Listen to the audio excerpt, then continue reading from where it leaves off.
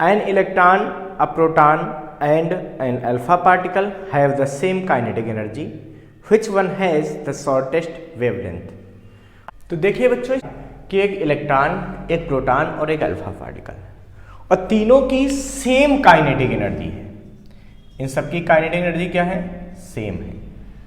ठीक है, तो हमसे कह रहे बताओ कि इन तीनों में से किसकी वेवलेंथ शॉर्टेस्ट होगी, सबसे छोटी हो।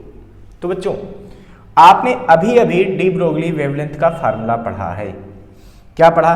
देखो h/रूट में ये फरा है 2qvm, ये फार्मूला क्या पढ़ा है? h/रूट 2qvm। और q इंटू वी को क्या बोलते हैं? देखो q इंटू वी को बोलते हैं काइनेटिक एनर्जी। क्या बोलते हैं? Kinetic energy. तो लैम्डा बराबर क्या हो गया? h/रूट में 2km के काइनेटिक एनर्जी। कह रहे सारे पार्टिकल की के सेम है, तो लैम्डा देखो h तो कांस्टेंट होता है सबके लिए, तो किस पे डिपेंड कर रहा है? k और m पे। तो k तो कांस्टेंट हो गया, तो बचा कौन? m। इसका मतलब यहां से हमको समझ में आ गया है कि लैम्डा डिपेंड करेगा 1/√m पर। इसका मतलब जिसका मास सबसे ज्यादा होगा उसकी वेवलेंथ सबसे शॉर्ट होगी।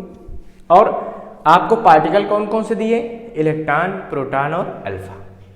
अब आपको पता है कि मास ऑफ इलेक्ट्रॉन सबसे कम होता है, प्रोटॉन का उससे ज्यादा होता है, और अल्फा पार्टिकल का सबसे ज्यादा होता है ना।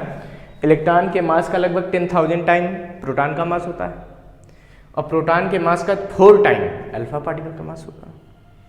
तो जब अल्फा पार्टिकल का मास सबसे ज्यादा है तो सिंपल सी बात, जो लैम्डा होगा वो अल्फा का सबसे छोटा होगा, और सबसे बड़ा किसका होगा? लैम्डा, इलेक्ट्रॉन का।